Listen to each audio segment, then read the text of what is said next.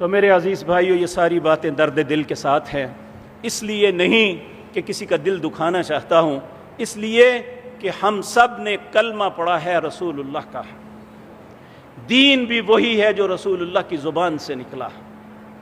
اگر ہم اس طریقے کو اپنائیں گے تو ہماری موت بھی اچھی اور ہماری دنیا بھی اچھی۔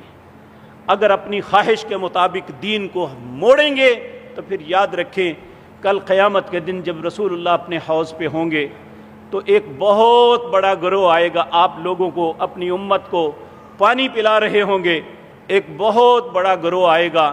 جب وہ قریب پہنچے گا، اللہ نبی کریم اور ان کے درمیان ایک دیوار کو حائل کر دے گا۔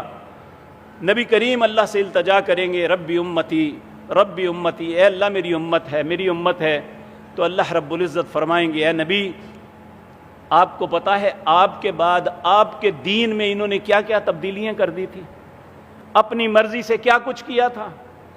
تو یہ سنتے ہی رسول اللہ غصے میں آ جائیں گے، رحمت للعالمین، غصے میں آ جائیں گے، کہیں گے سحقن سحقن لمن غیر عبادی، انہیں دور کر دو، مجھ سے دور کر دو جنہوں نے میرے بعد میرے دین کے اندر تغیر و تبدل کر دیا۔